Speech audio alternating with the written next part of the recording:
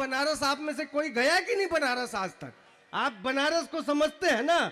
जब बनारस बोलता है तो लोग सुनते हैं, प्यार से आशीर्वाद भी देते हैं। फर्ज कीजिए आप बनारस के जाम में फंसे हो, आपके आगे कुछ लोग अर्थी लेके जा रहे हो, गलती से आपने उनके पीछे हॉर्न बजा दिया, अर्थी लिया हुआ आदमी पीछे पलट के बोलता है, इससे भी पहले जाओगे क्या? शहर मस्ती का है। हाँ, आप बनारस, आप समझिए ये कुशल पहली बार जब बनारस आए, इनको पता नहीं कौन समझा दिया, बेटा बनारस जा रहे हो, वहां नागा बाबा बहुत होते हैं, बिना आशीर्वाद लिए मत लौटना। अब ये गंगा में डुबकी मार के सीढ़ी चढ़ रहा था, साक्षात नागा बाबा के दर्शन हुए। ये लपक के नागा बाबा के पैरों में, ए माइक वाले टी टा टू बीच में क्यों कर रहे हो यार? उसको एक जगह सेट करके छोड़ दो। हाँ भैया, हाथ थोड़ा दूर रखो, इको बंद कर दो। हाँ, ऐसा लग रहा है जैसे हम बोल रहे, पीछे से बाबूजी बोल रहे हैं। इसको बंद करो। अब ये गंगा में डुबकी मार के सीढ़ी चढ़ रहा था, साक्षात नागा बाबा के दर्शन हुए, लपक के नागा बाबा के पैरों में, बाबा मुझे आशीर्वाद दो, मेरी कविताओं पे खूब मोटा लिफाफा मिले, नागा बाबा मुझे आशीर्वाद दो, ये आवागढ़ के लोग जो है वो खूब हर बार हम ही से संयोजन कराएं, नागा बाबा मुझे आशीर्वाद दो, मेरा घर परिवार। नागा बाबा पैर झटक के, अमा छोड़ो यार, मैं कोई नागा वागा थोड़े ना हूं, वो तो गंगा में नहाने के लिए घुसा था, कोई कपड़ा चुरा के भाग गया। बहुत अच्छे भाई, जिंदाबाद। मैं प्रणाम करता हूँ। शहर मस्त है सर। आप लोग तो बनारस गए, गोदौलिया चौराहा जानते हैं। ऐसा नहीं है कि मोदी जी वहां के सांसद है, पता है ना? आप सिर्फ एमपी चुनते हैं, हम बटन दबाते हैं, सीधे पीएम निकल के बाहर आता, लप से। बहुत अच्छे भैया, लप से भाई साहब आता है। ऐसा नहीं है कि पहले मोदी जी के पहले डेवलपमेंट नहीं था, पहले भी चौराहों पर ट्रैफिक सिग्नल लगा हुआ करता था, लेकिन किसी किसी का पोल टेढ़ा होता था, किसी की बत्ती भुकाया करती थी। आजकल लाल बत्ती जले, आप ना रुके तो 17 प्रकार का चालान काट दिया जाता है। वहां गोदौलिया चौराहा है, जानते हैं ना? गोदौलिया चौराहे की घटना बता रहा हूं। लाल बत्ती जल रही थी, पूरा ट्रैफिक रुका था, एक बुढ़िया जल्दीबाजी में रास्ता पार कर गई, ट्रैफिक हवलदार सीटी बजाता रह गया, बुढ़िया नहीं रुकी, हवलदार दौड़ के बुढ़िया के पास आया, ए दादी तब्बे से सीटी बजा रहे, सुनाई नहीं देता? बुढ़िया बेचारी रोहासी मुंह बना के बोली, है बेटा ये उम्र सीटी सुनने का थोड़े ना। मस्ती का बस आनंदित होना है, आपको सिर्फ आनंद लेना और कुछ नहीं करना, कसम खा के बैठिए यहाँ और हमारे समय जरूर ताली बजाई। आप क्यों सर ऐसे मुंह लटका के, क्या बात है? कोई टेक्निकल प्रॉब्लम है क्या? हो गया ऐसा?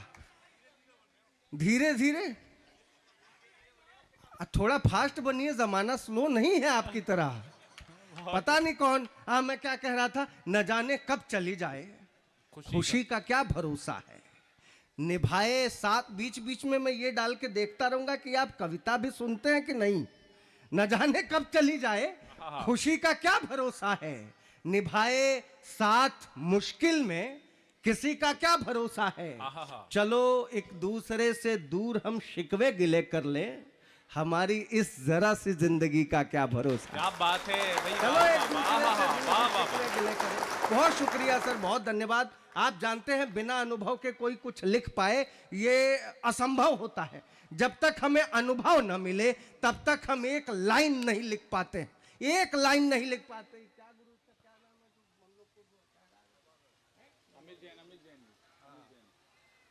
अमित से ही पूछने गया था मैं।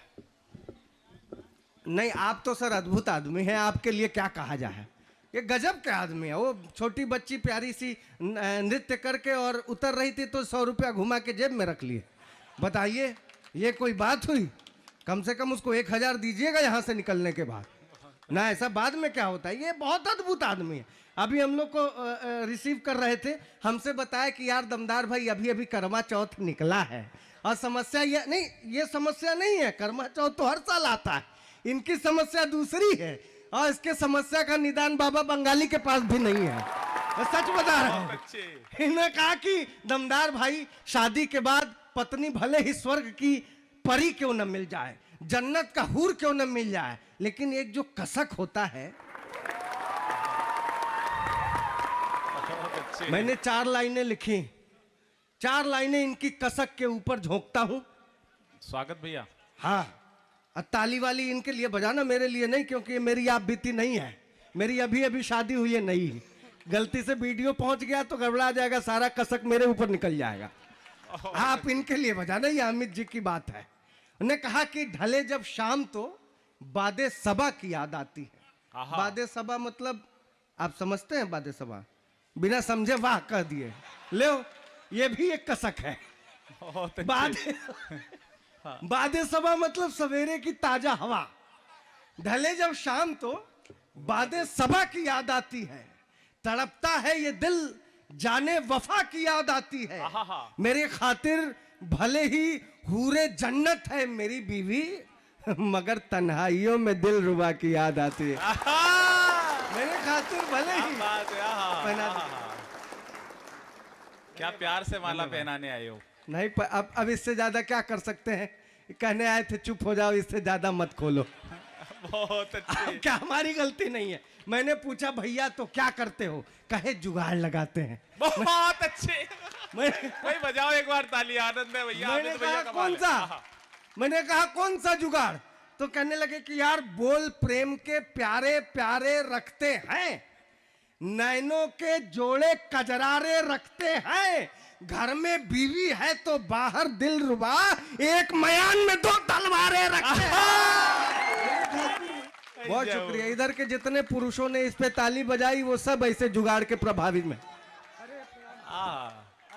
धीरे धीरे लाओ, माल निकाल के सारा माल जल्दी निकाल रहे हो। ये इन्होंने उड़ाया, ये बढ़िया है। 2-4 टोर पढ़ेंगे तो अब 500 का नोट उड़ाएंगे हमारे ऊपर। ये जितनी तेज आए थे मुझे तो लग रहा था चढ़ा ना जाए। नहीं अभी तो भाई साहब बोल रहे थे कि बड़ा स्लो है जमाना। स्लो ऐसे करके आप मायूस होकर ना बैठिए सर।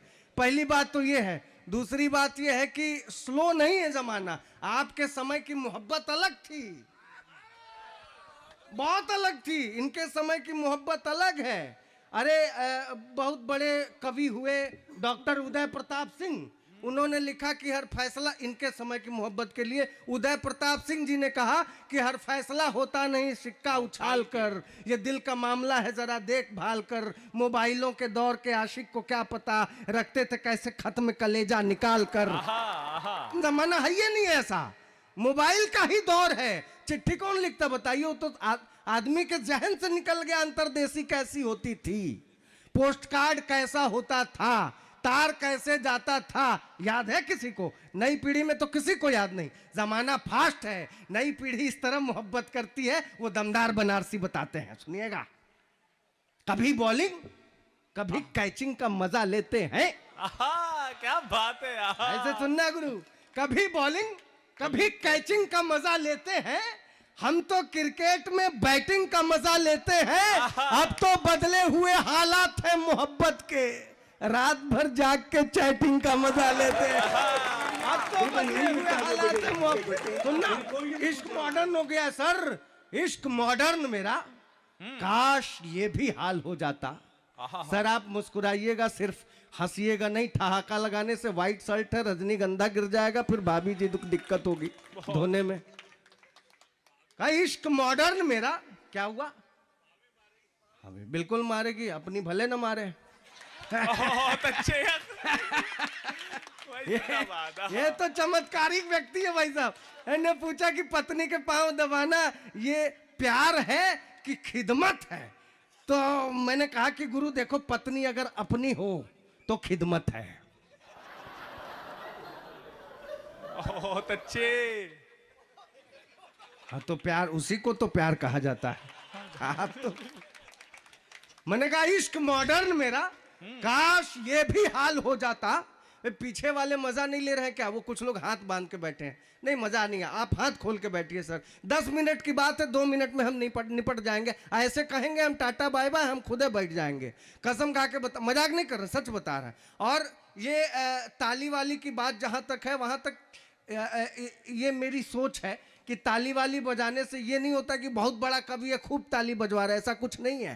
ताली आप बजा देंगे तो हमको समझ में आ जाएगा कि चलो यहाँ आना सफल हो गया। कोई भी कवि इतनी दूर से आपके बीच चल करके आता है तो एक उम्मीद लेके आता है कि उसको सुना जाएगा, उसको प्यार दिया जाएगा, आशीर्वाद दिया जाएगा। और वहां भी कुछ मनहूस चेहरे ऐसे बैठ जाते हैं, दिमाग खराब हो जाता है भाई साहब। हाँ, मैं मजाक नहीं कर रहा। देखिए, कविता में गीता है, कुरान, बाइबिल, और कविता में ही महान ग्रंथ गुरुबानी है। कवि सम्मेलनों में आना काव्य की समझ, यह संस्कारवान होने की निशानी है।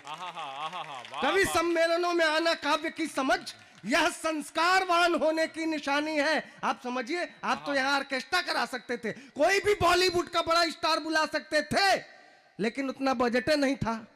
बहुत अच्छे।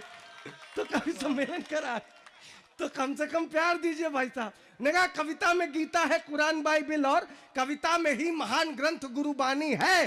कवि सम्मेलनों में आना काव्य की समझ, यह संस्कारवान होने की निशानी है। हमको खुशी है यहाँ आपने बुलाया, हमें कवि कर्म करना है, कविता सुनानी है, और आप यहाँ आए हैं तो हाथ खोलिए जनाब, दाद भी देना है और ताली भी बजानी है। क्या बात है भाई, जिंदाबाद। वाह भैया, वाह वाह। प्रणाम करता हूं नौजवान दोस्तों, आवागढ़ के खुददार लड़कों, इश्क मॉडर्न मेरा, काश ये भी हाल हो जाता, मुझको वो फॉलो करती और मैं निहाल हो जाता। इश्क मॉडर्न मेरा, काश ये भी हाल हो जाता, मुझको वो फॉलो करती और मैं निहाल हो जाता। जब कभी इंस्टा पर मैं अपनी फोटो पोस्ट करता तो टच वो 2 बार कर देती तो ये दिल लाल हो जाता। क्या कहने हैं, भाई वाह। ख्याल किया है, अक्सर लड़कियां इश्क में होती हैं तो कहती हैं मैं पापा की परी हूं। मेरी वाली भी यही कहा करती थी। मैंने 4 लाइनों में निपटाया। मैंने कहा तुम बस ज़बां से बोलो नहीं, सामने आओ, ऐ जाने मन मुझको भी अपना जलवा दिखाओ। छत से ढकेल करके उसे मैंने ये कहा, पापा की परी हो तो जरा उड़ के दिखाओ। कहती है मैं पापा की परी हूँ, लड़की है मैं पापा की परी। हम लड़के क्या बाढ़ में बह के आए क्या? हम कुछ नहीं है। तुम्हारी अना के लिए, तुम्हारे स्वाभिमान के लिए मैंने 4 लाइनें उसके मुंह पे मारी हैं भाई साहब।